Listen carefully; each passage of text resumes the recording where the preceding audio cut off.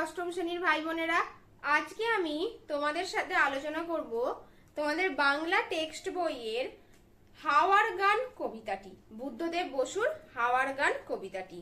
তো এই কবিতাটা তোমাদের সেকেন্ড টার্মিনালে পরীক্ষা হবে। তো চলো আমরা এই কবিতাটা আলোচনা করব এবং এর সমস্ত সারাংশ আমরা লাইন বাই লাইন বুঝে নেব। চলো আমরা এবার হাওয়ার গান কবিতাটা খুব সুন্দরভাবে বুঝে নিই। তো দেখো, হাওয়ার গান কবিতার নামটা থেকেই আশা করছি তোমরা বুঝতে পারছো যে এখানে হাওয়ারা কিছু বলতে চাইছে। তো আমাদের সাহিত্যের যে কোনো কবিতা গল্পের নামকরণ থেকেই আমরা সেই কবিতার বিষয়বস্তুটা উপলব্ধি করি। কবিতাটা লিখেছেন বুদ্ধদেব বসু। কারণ সাহিত্যের বলতে পারি আমরা একটা গুরুত্বপূর্ণ উপাদান হলো এই নামকরণ। তো এখানে মূলত হাওয়াদের আক্ষেপ বা তাদের হতাশার সুর কবি বুদ্ধদেব বসু তার কল্পনার জগতে এই কবিতার মাধ্যমে ফুটিয়ে তুলেছেন। তো চলো আমরা কবিতাটা বুঝে নিই। দেখো, এই যে হাওয়ার গান কবিতা তোমরা আশা করছি সকলেই দেখতে পাচ্ছ, এবং কবি বুদ্ধদেব বসু। সাহিত্যের যে কোনো বিষয় বা যে কোনো গল্প পড়ার আগে অবশ্যই আমাদের লেখক বা কবি পরিচিতিটাও জেনে নিতে হয়। তো বুদ্ধদেব বসু, যিনি জন্মেছিলেন কুমিল্লা জেলায়, যেটা বর্তমান বাংলাদেশে, সেই বাংলাদেশে কবি জন্মেছিলেন এবং তার এই কবিতা শ্রেষ্ঠ কবিতা গ্রন্থ থেকে নেওয়া হয়েছে।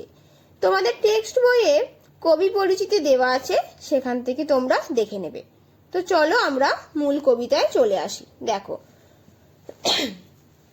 কবিতা শুরু হচ্ছে, হাওয়াদের বাড়ি নেই, হাওয়াদের বাড়ি নেই, নেই রে। অর্থাৎ কবির কল্পনায় যেন হাওয়ারা বলতে চাইছে তাদের নিজস্ব কোনো বাড়ি নেই, তাদের নিজস্ব কোনো ঠিকানা নেই, তাদের থাকার কোনো স্থান নেই। তারা শুধু কেঁদে মরে বাইরে, এবং তাদের নিজস্ব কোনো ঠিকানা বা বাসস্থান না থাকার কারণে তারা যেন কেঁদে মরছে। সারাদিন রাত্রির বুক চাপা কান্নায় নিঃশ্বাস বয়ে যায় উত্তাল অস্থির, সে কোথায়, সে কোথায়, হায় রে। অর্থাৎ হাওয়ারা যেন সারাদিন রাত্রি একটা বুক চাপা কান্না। অর্থাৎ কি বুক চাপা কান্না আমরা কখন কাঁদি? যখন আমরা একটা খুব কাছের বিষয় বা কাছের জিনিস আমাদের হারিয়ে যায়, প্রচণ্ড আমাদের মনে কষ্ট হয়, তখন আমরা বুক চাপা কান্নায়, অর্থাৎ আমরা যখন প্রচুর হতাশায় ভুগি, তো সেই হাওয়ারাও যেন বুক চাপা কান্নায় তারা কাঁদছে। তাদের নিঃশ্বাস, অর্থাৎ তারা উত্তাল, তারা পাগলের মতো বয়ে চলছে, তারা অস্থির হয়ে পড়ছে। কিসের জন্য? বাড়ির খোঁজে। সে কোথায়, সে কোথায়, হায় রে। বলে তারা, পৃথিবীর সব জল সব তীর ছুঁয়ে গেছি বারবার দুর্বার ইচ্ছায়, তবু নেই, সে তো নেই, নেই রে। অর্থাৎ সেই হাওয়ারা কোথায় না কোথায় গেছে। পৃথিবীর সব জল সব তীর সমস্ত কিছু সমস্ত স্থানে তারা বারবার সারা দুর্বার ইচ্ছায় ছুটে গেছে, কিন্তু কোথাওই তারা তাদের বাসস্থানের ঠিকানা পায়নি। তারপর দেখো, সব জল সব তীর পাহাড়ের গম্ভীর, বন্দর বন্দর নগরের ঘনভীর, অরণ্য প্রান্তর শূন্য তেপান্তর, সব পথে ঘুরেছি বৃথাই রে। অর্থাৎ হাওয়া যেন সমস্ত জল স্থল পাহাড় বন্দর নগর অরণ্য অর্থাৎ বন জঙ্গল প্রান্তর থেকে অন্য প্রান্তর সমস্ত জায়গায় সে গম্ভীরভাবে ঘুরেছে, কিন্তু তার সেই ঘোরাটা বৃথা। অর্থাৎ তার সেই বাসস্থানের খোঁজে সে তার ঘোড়াটা ব্যর্থ হয়েছে। সেই ব্যর্থতায় সে কোনোভাবেই তার বাসস্থান বা স্থায়ী ঠিকানা পায়নি। তারপর দেখো, পার্কের বেঞ্চিতে ঝরা পাতা ঝরঝর, সারশীতে কেঁপে ওঠা দেওয়ালের পঞ্জর, চিমনির নিঃসনে কাননের ক্রন্দনে তার কথা কেবলই শুধাই রে। অর্থাৎ হাওয়ারা যেন কোনো পার্কের বেঞ্চিতে, অর্থাৎ সেখানে বয়ে চলেছে, যার ফলে সেই পার্কের বেঞ্চিতে গাছের পাতা ঝরঝর করে পড়ে গেছে বায়ুর অর্থাৎ হাওয়াদের বেগে প্রবাহের ফলে। সারসি হলো কাঁচের জানালা। সেই কাঁচের জানালা কেঁপে দেওয়ালের পাঁজরেও যেন সে তার অবস্থান বুঝিয়েছে। চিমনির নিঃসনে, অর্থাৎ চিমনির মধ্যে যে আওয়াজ, সেখানেও যেন সে তার অনুভব বুঝিয়েছে। কাননের ক্রন্দনে তার কথা কেবলই শুধায় রে। বনভূমি, কানন মানে বনভূমি, অর্থাৎ বনভূমির ক্রন্দনের কাছে, অর্থাৎ বনভূমির কাছেও যেন সে জিজ্ঞাসা করেছে তার বাসস্থানের কথা, কিন্তু কোথাওই সে তার বাসস্থান খুঁজে পায়নি। তারপর দেখো, তেমনই মিষ্টি ছেলে দোলনায় ঘুম যায়, আবছায়া কার্পেট কুকুরের তন্দ্রায়, ঘরে ঘরে জ্বলে যায় স্বপ্নের মৃদু মোম, সেই শুধু নিয়েছে বিদায় রে। অর্থাৎ যেমন স্বাভাবিক আমাদের ঘটনা, প্রতিটি বাড়ির স্বাভাবিক একটা পরিস্থিতি, কোনো একটা মিষ্টি শিশু সে দোলনায় ঘুমাচ্ছে, কোনো এক কার্পেটে কোনো এক কুকুর সেখানে তন্দ্রায় সেও ঘুমাচ্ছে, ঘরে ঘরে জ্বলে যায় স্বপ্নের মৃদু মোম, অর্থাৎ সেখানে সমস্ত কিছুই আছে, কিন্তু সেখান থেকে শুধু হাওয়ারা বিদায় নিয়েছে। মৃদু মানে হালকা, আর মোম অর্থাৎ এখানে আলোর সংকেত বা ইঙ্গিত দিয়েছে, অর্থাৎ ঘরে ঘরে কোনো মোমবাতির মৃদু আলো জ্বলছে, শুধু সেখানে সবাই আছে, শুধু হাওয়ারা সেখান থেকে চলে গেছে, অন্যত্র গেছে সে বাসস্থান খুঁজতে। আধারে জাহাজ চলে, মাছ তুলে জলে দ্বীপ, যাত্রীরা সিনেমায়, কেউ নাচে গান গায়।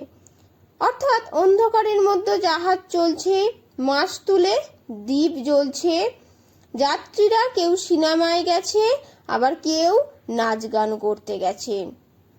আমরা তরঙ্গের বুকে হানি প্রশ্নের অবিরাম নর্তন, মত্ত আবর্তন। এখানে আমরা মানে হাওয়ারা যেন তারা তরঙ্গ সমুদ্রের বুকে বারবার হানি, অর্থাৎ হানি প্রশ্নের, অর্থাৎ সমুদ্রের বুকে তরঙ্গের মধ্য দিয়ে যেন সে বারবার প্রশ্ন করছে। কি প্রশ্ন করছে? অবিরাম নর্তন, মত্ত আবর্তন, অর্থাৎ সেই আবর্তন অর্থাৎ ঘূর্ণন আমরা বলতে পারি, নর্তন মানে নাচ। সে অবিরাম ভাবে ঢেউয়ের বুকে আঘাত এনে তাদের প্রশ্নের উত্তর সে খুঁজে বেড়াচ্ছে, যে সে কোথায় হায় রে। অর্থাৎ সেই হাওয়ারা কোথায় আছে, তাদের ঠিকানা কোথায়, তারা আছে কোথায়, সে তার নিজস্ব ঠিকানাটা জানতে চাইছে। তারপর দেখো, অবশেষে থামে সব, ডেক হয় নির্জন, অকুল অন্ধকারে ফেটে পড়ে গর্জন। অর্থাৎ ধীরে ধীরে বা ক্রমে দিন থেকে রাত হয়, সেই রাত গভীর হয়, ডেক হয় নির্জন, অর্থাৎ দিনের বেলা যে ডেকে মানুষের কোলাহল থাকে সেটা রাত্রি নামার সাথে সাথে নির্জন, অর্থাৎ সেখানে জনমানবহীন হয়ে পড়ে। এবং অকুল অন্ধকারে ফেটে পড়ে গর্জন, অন্ধকারের মধ্যে সমুদ্রের ঢেউয়ের আওয়াজ যেন সেখানে আরো জোরালো হয়ে ওঠে। সমুদ্র ওঠে দুলে, বাঁকা চাঁদ পড়ে ঝুলে, এবং সেখানে সমুদ্র যেন দুলে ওঠে, চাঁদ অর্থাৎ চাঁদও যেন আকাশ থেকে বিদায় নেয়। আমাদের বিশ্রাম নেই রে, শুধু কাদের বিশ্রাম নেই? হাওয়াদের বিশ্রাম নেই, কারণ তাদের তো কোনো নিজস্ব দেশই নেই, তাদের নিজস্ব কোনো ঠিকানাই নেই, তাই তারা যেন অবিরাম ভাবে বয়ে চলেছে, তাদের চলার কোনো শেষ নেই। তারপর দেখো, আমাদের বাড়ি নেই, দেশ নেই, শেষ নেই, কেঁদে কেঁদে মরি শুধু বাইরে, বারবার পারাপার যত করি, তবু তার নেই নেই, দেখা নেই নেই রে। অর্থাৎ তারা যেন বলছে, আমাদের তো কোনো বাড়ি নেই, আমাদের তো কোনো থাকার ঘর নেই, আমাদের দেশ নেই, আমাদের এই যাত্রার যেন কোনো শেষ নেই। কারণ আমরা কি কেউ হাওয়াকে বেঁধে রাখতে পারবো? কেউই পারবো না। হাওয়ারা যেন শুধু কেঁদে মরছে, তারা শুধু বাইরে কেঁদে মরছে। বারবার পারাপার যত করি তবু তার, অর্থাৎ তারা বারবার এ প্রান্ত থেকে ও প্রান্ত যতই পারাপার করুক, দিনের পর দিন তারা যতই এদিক ওদিক তাদের ঠিকানার খোঁজ করুক, সেই ঠিকানার দেখা তারা কোনো দিনই পায় না। সময় অন্তহীন অফুরান সন্ধান, বিশ্বের বুক ফেটে বয়ে যায় এই গান। অর্থাৎ এখানে সময় চলে যায়, সেখানে অফুরান সন্ধান, অর্থাৎ তাদের খোঁজের কোনো, তাদের বাসস্থান যে খোঁজার, সেই খোঁজার কোনো শেষ থাকে না। তার বিশ্বের বুক ফেটে, অর্থাৎ পৃথিবীর বুক ফেটে তারা যেন তাদের এই হতাশা, তাদের আক্ষেপ, তাদের এই দুঃখটাকে তারা, তাদের যে মনের বিষণ্ণতা, সেটাই তারা তাদের এই গানের মাধ্যমে যেন বলতে চায়। কোনখানে গেলে তারে পাই রে, খুঁজে খুঁজে ফিরি বাইরে, সুরে সুরে বলে যাই নেই রে, চিরকাল উত্তাল তাই রে। অর্থাৎ তারা কোনখানে গেলে তাদের সেই বাসস্থান, সেই ঠিকানা পাবে, তারা বারবার সেটাই বলতে চায়, কিন্তু কোথাওই তারা তাদের বাসস্থান পায় না। তাই তারা চিরকাল উত্তাল। অর্থাৎ এই কারণেই কবির ভাষায় হাওয়ারা চিরকাল বয়ে চলে অবিরাম ভাবে, অবিশ্রান্ত ভাবে, তাদের কোনো দিনই থামা চলে না, তারা ক্রমশই এক স্থান থেকে অন্য স্থানে বয়ে বেড়ায়।